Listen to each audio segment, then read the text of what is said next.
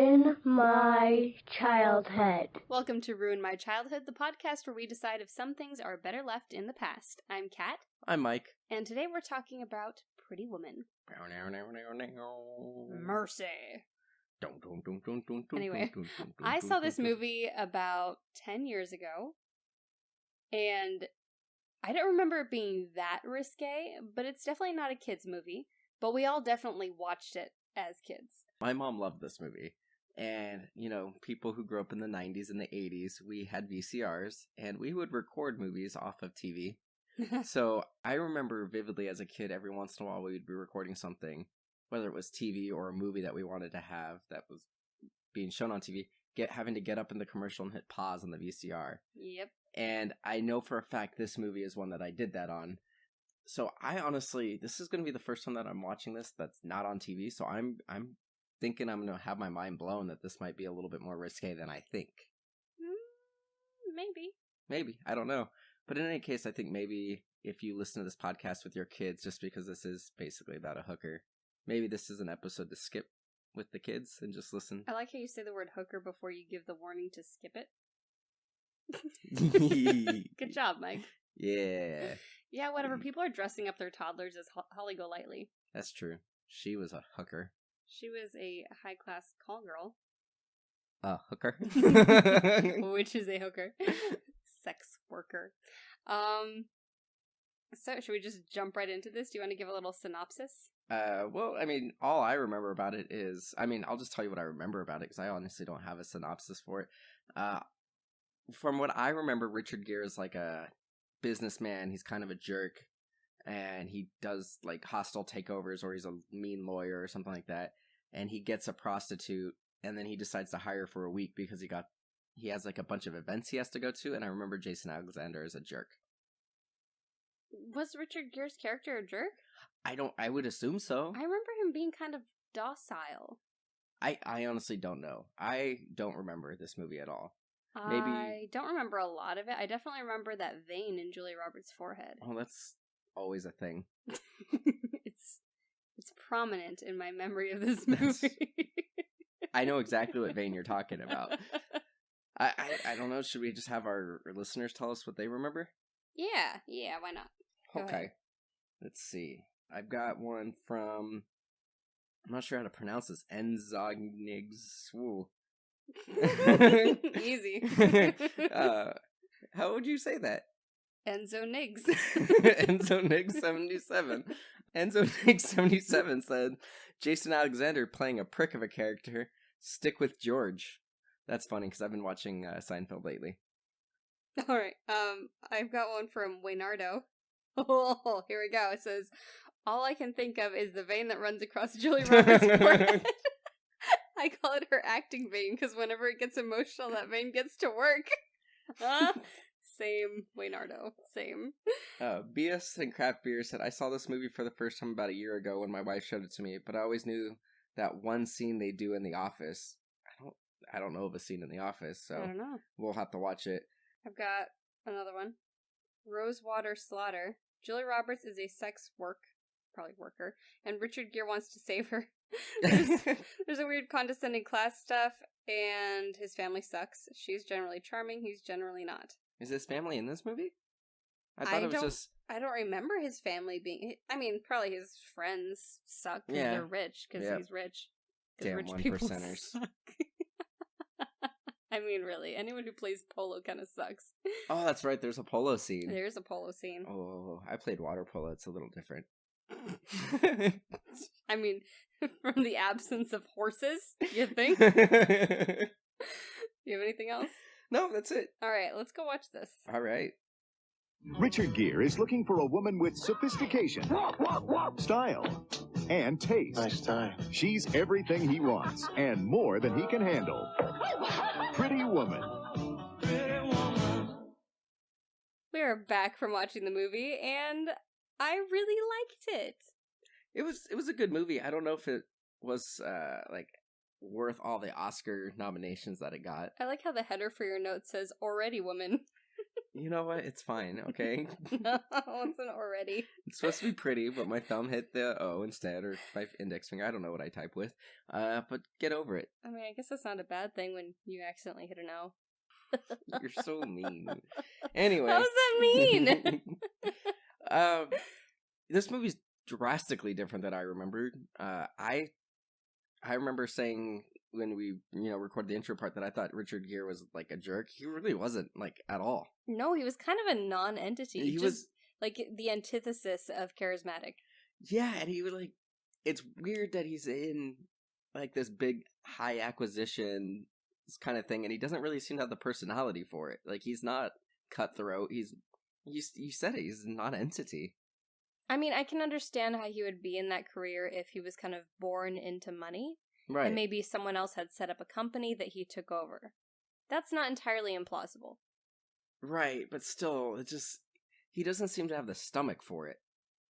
I don't know. He doesn't really seem to know the way that the rich people world works. The rich people world. Yeah, like, he doesn't know how to drive, like, a high-end car. He doesn't understand how prostitutes really work. Well, he's from New York. That's so there's true. A big difference between rich people on the West Coast and rich people in New York City. Rich people in New York City might go their entire lives without ever driving a car because they don't need to. That's true. He did They say have his first car drivers. was a limo. Right. Yeah, but I mean, it was a good movie, like you said. Yeah, it was a very good movie. It was charming. Yeah, I and agree. it was a lot less risque than I was expecting. There was some tasteful nudity. Brief. There was a brief flash of boob. Yeah. But that's pretty much it. I was surprised. Like, I didn't know that Julia Roberts ever did any nudity. It was just kind of like a hint of nudity. It was... Like, if you were to freeze frame it, it probably would just be blurry. It'd be a blurry nipple. Blurry nipple. Not anything you're gonna have any fun to. So, the very beginning of this movie, it starts with these, like, long, sexy, sweeping shots of Los Angeles. Oh, man. And it is so freaking smoggy. It is disgusting. And I'm just like, oh, hashtag EPA. Hashtag Republicans want to go back to that. Yeah, that's really bad. It was gnarly. This was pre the Clean Air Act. And, like, I remember we used to drive to LA a couple times a week. My dad was stationed here after the Northridge earthquake for emergency management, and we lived in Northern California. So my mom and my sisters and I would drive down to see him, and I have vivid memories of being very young and driving over the Grapevine and seeing all the smog, just like a brown layer near the horizon. And you kind of forget about that these days until you see a movie like this, Or just and a there it picture. is. Yeah, it's I was gross. lucky enough to never see the smog. I'm lucky that we had the Clean Air Act for as long as we have. Right? While it still exists. For now. Right? Yeah, that was pretty funny. I was actually cracking up. That made me laugh pretty hard. You made me pause the movie so you could take pictures of it. You paused the movie to take pictures of it. I mean, yeah, we both took pictures of it. Yeah, that was pretty funny. And it's so funny when 80s movies or 90s movies have these establishing shots of the wealth and glamour in a specific scene, because it's just so ugly by our standards. Right. Because the aesthetic was not... It wasn't pretty. Like that penthouse that he was staying in? Oh, gosh. It was not... Interior pleasant to look design definitely left something to be desired. Like, okay, mid-century modern still holds up, still looks great, still fabulous. Anything from the 80s or early 90s, just burn it. Burn it. It's awful. What about the 70s? Shag carpets. It depends. Oh. Depends. Oh. If you're gonna go full out with, like, flowered wallpaper and, like, really go for it, I dig it. Oh, okay. Do you want to do a summary of the movie real quick? Yeah. Don't give anything away. Okay. Just do a summary. Basically, in a nutshell, Richard Gere is in, like, high-stake acquisitions of big companies, and he breaks them apart and sells them individually to make more money. He's in Los Angeles doing this big job, and he doesn't know anything about Los Angeles, so he's really the only person he knows is his lawyer. And he's staying in this really nice hotel, and he gets lost, and so he gets directions from a hooker, and then decides to keep the hooker with him for 6 days So he has a date to all these different events, and it's just like a culture kind of shock kind of thing where A little bit My Fair Lady. Yeah, the lowest low, the highest high kind of mix, and they learn stuff about each other's world. Then they kiss each other on the mouth. I thought it was an interesting dynamic, the whore and the vulture capitalist. They're both kind of whores. Is he a whore? How is he a whore? I mean, he says something along those lines at some point, that they're both have to keep things impersonal, and keep people separate. Personal, and it's all business. Yeah, and keep people separate, and it's all about money and the rules and the boundaries. So it is kind of interesting how these two people on the complete opposite sides of the socioeconomic spectrum do have very similar ways of conducting their business. Right, they do. There are some problematic things. Oh, of course. About the preconceptions that we have about sex workers in general. Because in movies, it's always like, hey, baby, want a date?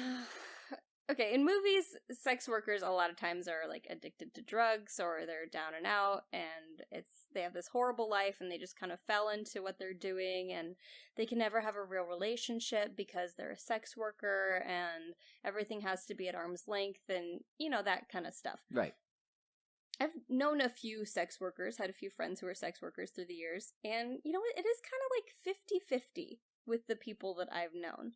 Like, some people, yeah, they do end up in really bad situations, and that's how they fell into it, and that's why they're doing it. Or, I have friends who just enjoy what they do. They enjoy being powerful in whatever situation they put themselves in, and It's the oldest profession. Oh my god. You spit on my face when you said that, no less.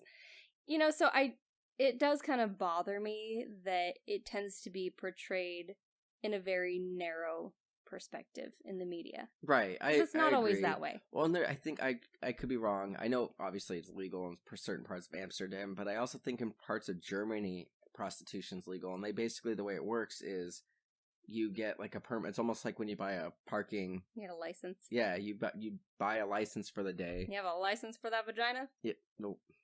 Yes. But yeah, it's interesting because it's something that's always going to exist, and obviously if we regulated it and kept it safe, then it would be a lot right. If better. we regulated it and kept it safe, it would keep the sex workers safer. It would keep the Johns safer. It would be less taboo. I mean, like, honestly, if someone wants to do that, what do you care? Right. It's safer if they're registered and getting regular health checks, and we know where they are and what they're doing. It's just safer all around. Right. And keeping it illegal is not really helping anyone. It was interesting how at the beginning of the movie, I don't remember, I think her name was Kip, her roommate. DeLuca. Her, I guess, was it her cousin or just a friend? I don't know. I heard her say cousin at some point, but she kept referring to her as her friend, but it's the lead from Just Shoot Me. Is her roommate and everything. So the movie starts off with like her. Wasn't the lead from Just Shoot Me David Spade is in the movie, is in that show, but he's not the lead. No. I mean, it's an ensemble, but she's in it. She's one of the main characters. But the beginning of the movie, it starts with like a party, and Richard Gere's character breaks up with his girlfriend over the phone, and she says something along the lines like, I see your secretary more than I see you. So then he runs into an ex-girlfriend and asks, and she goes, oh yeah, but your secretary was a bridesmaid, at my wedding. And then it does like a hard cut to Julia Roberts getting ready, and she's putting on a wig and everything, and she sees somebody getting hassled about rent, so she goes to check her toilet for money, and it turns out her roommate took the money to buy drugs. And then it shows a scene of them like working a corner, and they were talking about possibly getting a pimp, and it surprised me that they didn't have one. Like, I always thought that you basically had to have it, like they were coerced into having a pimp. Like, I didn't realize you can really be a prostitute in like a busy area and not have a pimp. Yeah, I mean, like, a lot of them are on their own because it kind of ends up being safer in the long run. That makes sense. And I think that's one of the main problems I do have with sex work, is that so many of these dynamics end up being these horrible, like, power plays. And there are pimps out there who will purposely get girls addicted to drugs so that they're on the hook for it, Like, I'll give you so much coke and you just work it off, Right. Well, and that's the thing is that in this movie, it starts like you see her on the way to the bar. There is a dead prostitute who OD'd. You know, so like they hint at this. Did they say that she OD'd? They assume, like they said, when they went into the bar, one of the patrons said something about her like ODing. She was a crackhead. Yeah. The thing that's crazy about this movie is it's actually a pretty mellow take on prostitution, but the original script, like Julia Roberts' character Vivian was going to be a cokehead too, Right? And they ended up writing that part out. I'm glad they did because, yeah, that's very problematic. Well, and, like assuming that all sex workers have drug addictions. Well, and apparently there was going to have this big whole thing where. And they kind of touch on it. There is a scene where she goes to the bathroom when she's up in the penthouse, and Richard Gere kind of like barges in on the bathroom, and he thinks she's doing coke, but she's really just flossing her teeth, and he's like, "No drugs, get out! What are you hiding behind your back?" Yeah, and it's just floss. Yeah. There was another version of this neglect movie. Your gums. Yeah, there's another version of this movie where her roommate was going to actually OD, and like there was going to be this. That was going to be every romantic comedy has a point where like the lead and the lead actor and the lead actress, or I guess they're both actors now, but the male and the female leads have a schism. They have to divide and then get back up together. Apparently the original version, that divide was going to be her friend died because she wasn't there kind of thing. So that's heavy. Yeah, this movie was originally going to be super dark. Doesn't seem like a Gary Marshall film. No, it doesn't. You know, it was interesting though, because there is that kind of, I think like, and you know, it's hard to say because of the like, you know, dozen or so sex workers I've ever known. It's hard for me to be like, oh yeah, that's spot on. That's totally wrong. You know, because everyone's different, obviously.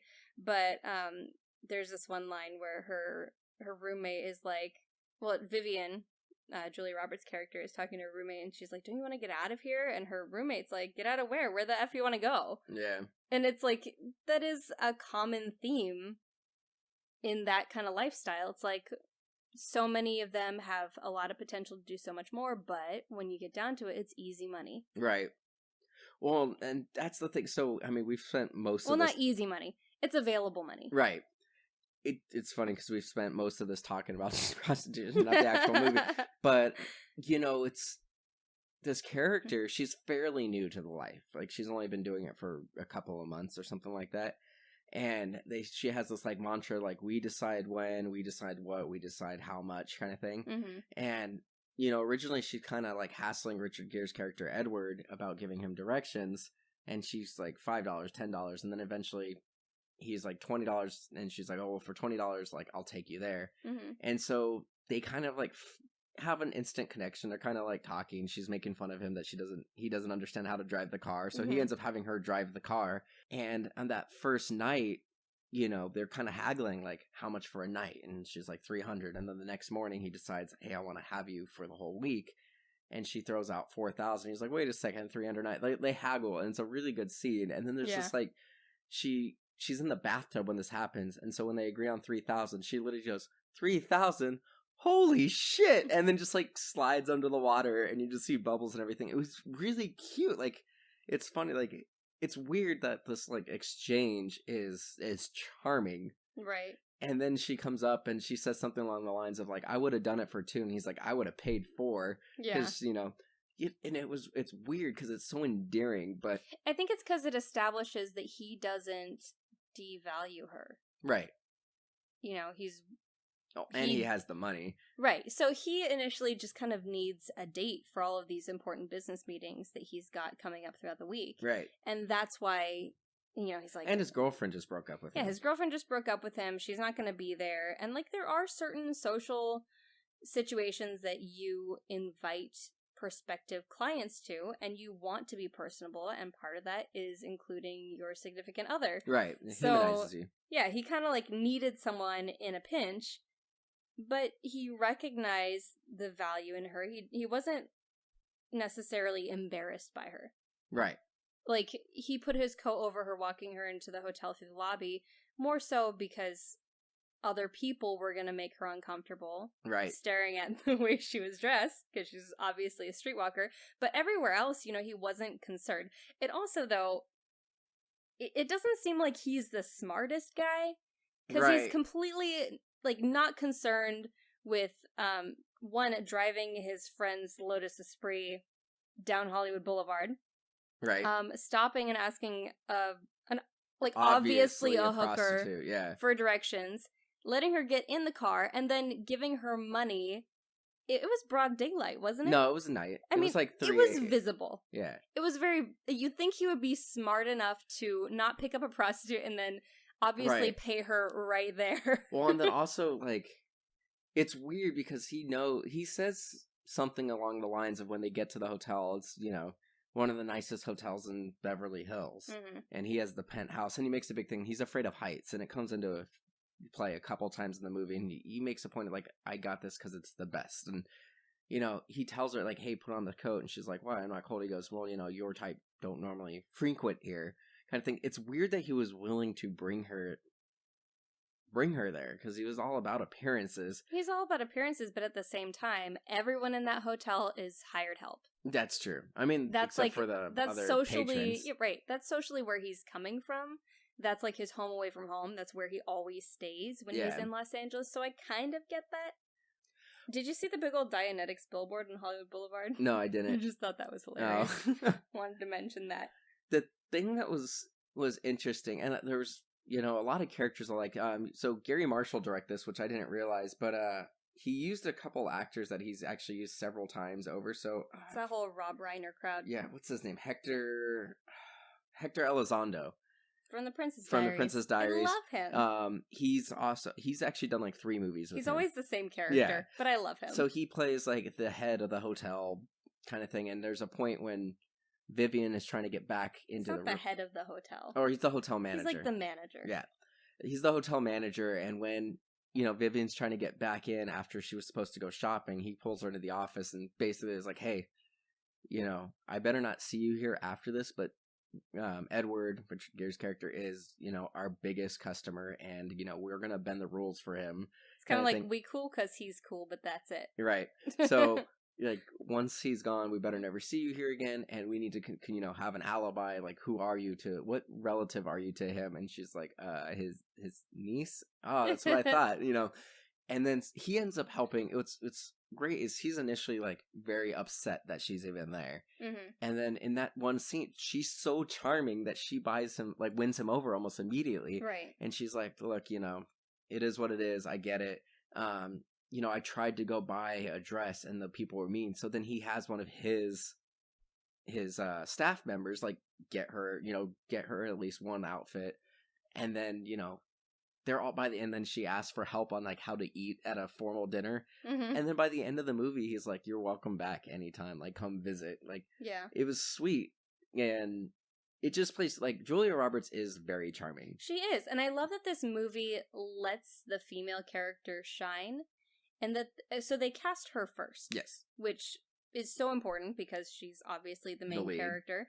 And then they cast Richard Gere, who is popular, and he's attractive, but he's not necessarily charismatic. And I think it was a great choice because it really gave her the room Right. to take the spotlight in every single scene.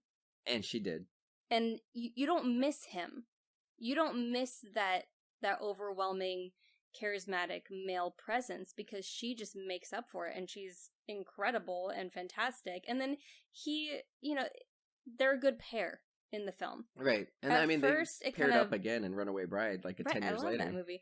And so at first it kind of bothers me as I'm watching the movie that he is such a non-entity and he's really not, you know, he's nothing special. But Right. then it also kind of makes sense the more I think about it. He probably approached it from the standpoint, like, there's this one scene where she's getting to know him, and she's like, so what, do you have a wife, a girlfriend? He says, well, both. I have an ex-wife who is in my ex-house with my ex-dog. That's so sad.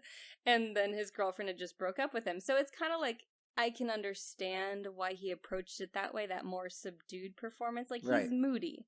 He's moody. He And he doesn't have a opens up lot towards the going for end. him other than his business. But he's also dissatisfied once she points out, so you don't make anything. You just take other companies and break them up and sell them. That's all you do. And then it, like, kind of hits him. He's like, oh my God, I don't really do anything. Maybe this is what I then need to also, change. in this particular case, he really likes the owner of the company that he's buying. Right. And then gonna dismantle. So, you know, it's funny because she, like you said, she points this stuff out, and then he's never really thought about it. Mm-hmm. So they go to dinner with, you know, the business owner, his son, Richard Gere's character, and then of course Vivian. And you know, she's super charming, and she's obviously out of her element, but they still all kind of joke around like, "Oh, I've launched an escargot before," or I don't know which fork to use either. What's funny is there's like a waiter in that scene when the escargot goes flying, and he goes, "It happens, you know, more than you think." And he catches it. It happens more than you think. In the Princess Diaries, there's a similar scene, and he's the same actors in it, and he says the exact same line. So Gary Marshall likes to use the same people over and over again.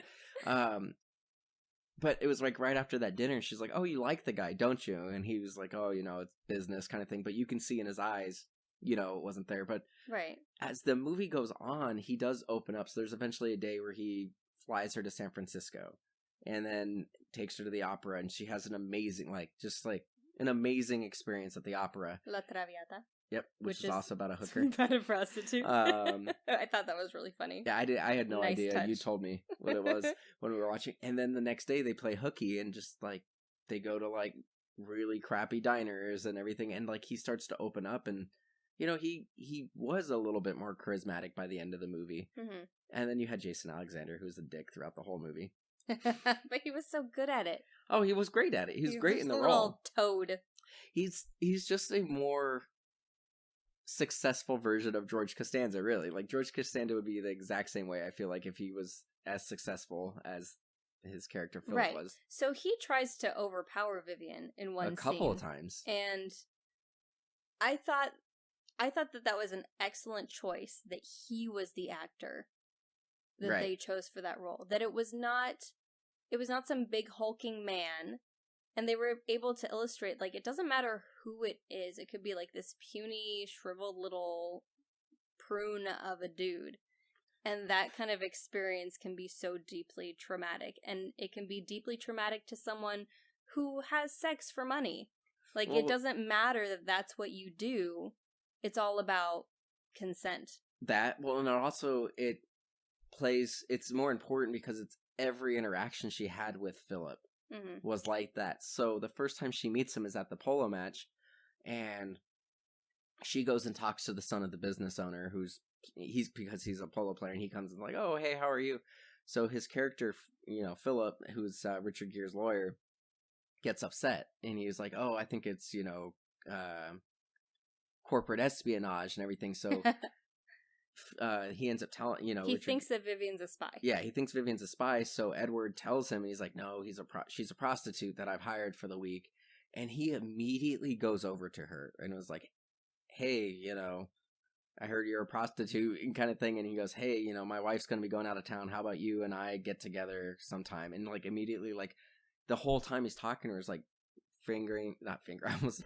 he's like stroking her arm and putting his hands all over her and just trying to be a creep and have that power. And she's just obviously uncomfortable with it. And then the next time they interact is at one point, Edward decides he doesn't want to just take apart this business anymore.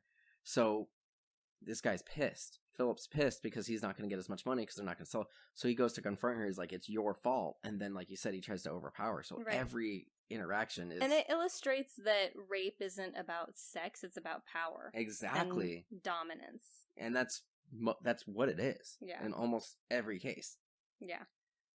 Pretty crazy. I'm really glad that this movie touched on that. That doesn't matter who you are, what you do for a living, it's never okay. Yeah.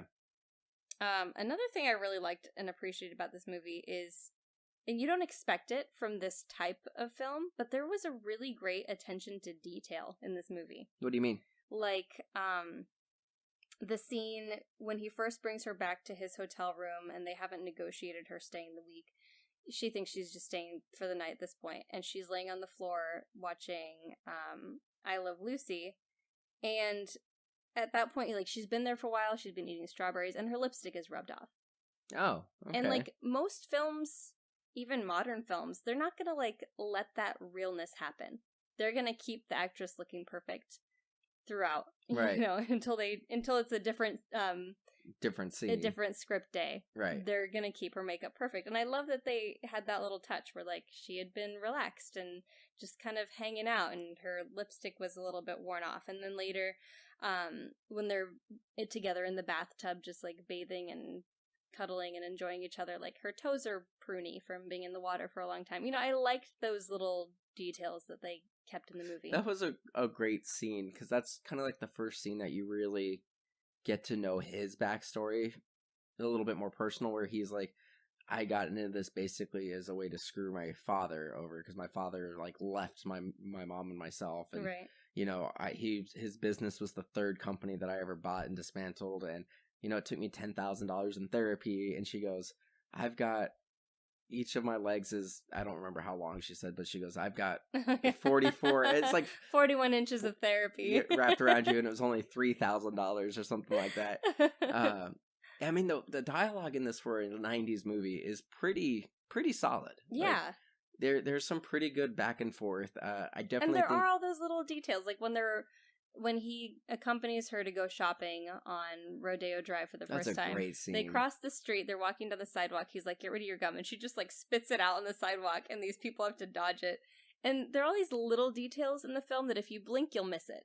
Right. And I like when they put that kind of stuff in there. It's not just everything is establishing shots and then going into a scene. Like, they have these little real moments. Well, and they do that several times. Like, when she goes shopping by herself for the first time, there are a lot of fairly long takes, you know, 3, 4, 5 seconds of her walking across the street and people looking at her because she's, you know, not in the appropriate attire to be on Rodeo Drive. Right. And of course you get that famous scene when they refuse to help her, and then she comes back after she's got a ton of clothes, like, big mistake.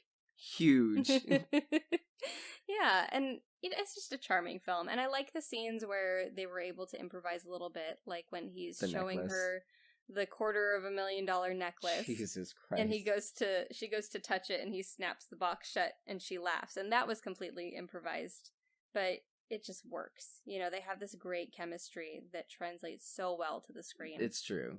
It's hard not to love watching the two of them on screen together. Yeah, they're a good pair.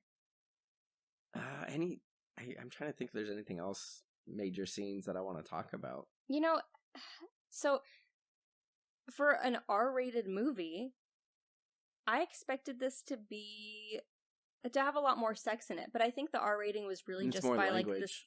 like the subject matter, and it's something that I never really thought about, just being a little bit familiar with the film.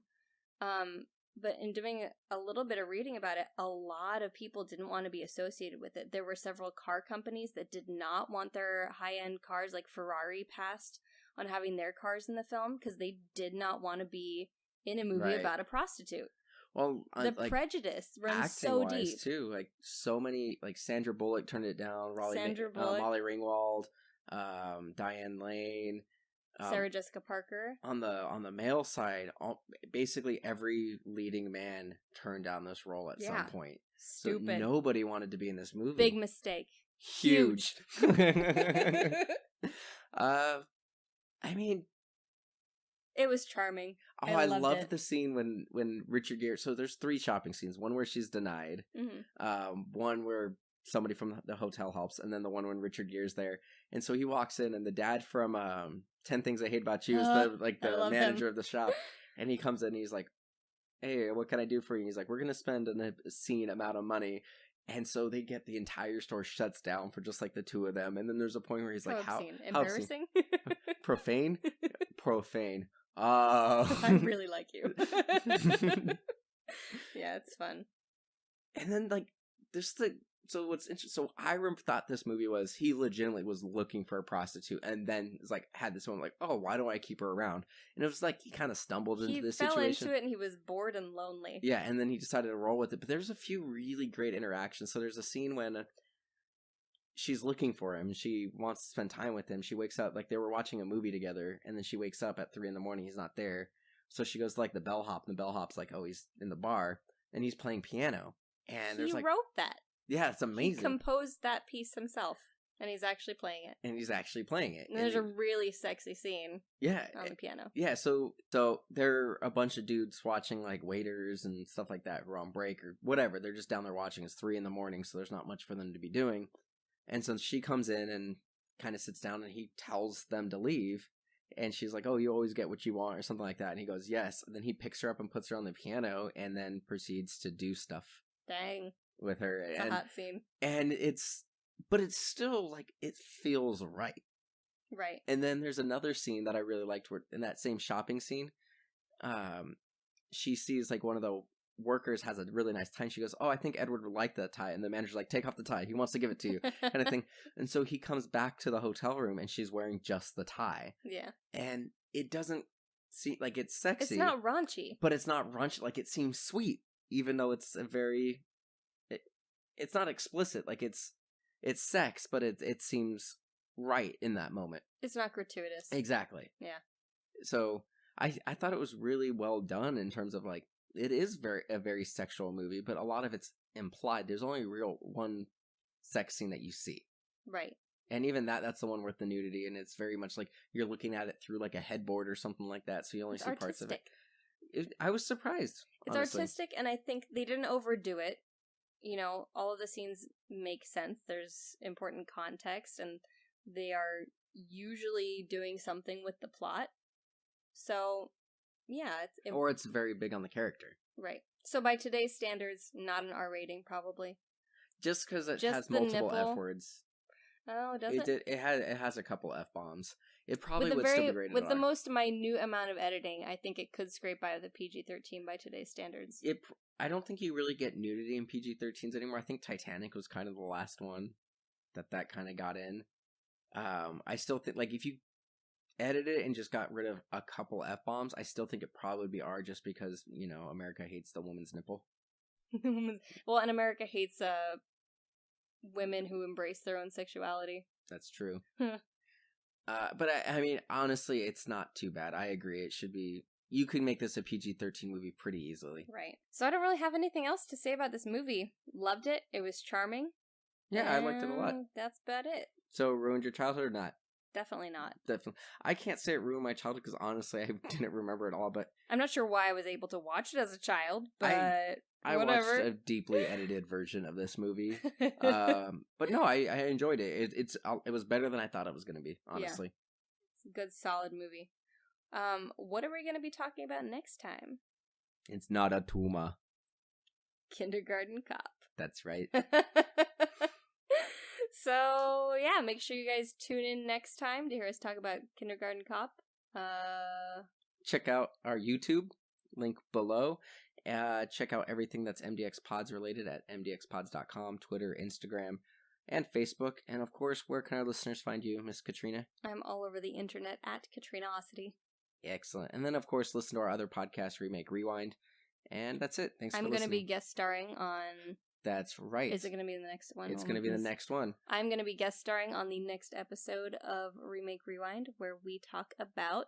We're going to be doing The Parent Trap. No, we're not. Friday. We're doing Freaky Friday. Same thing. This is not the same thing. All they right. both had Lindsay Lohan. Can we wrap this up? Yep, we're done. Bye. Bye.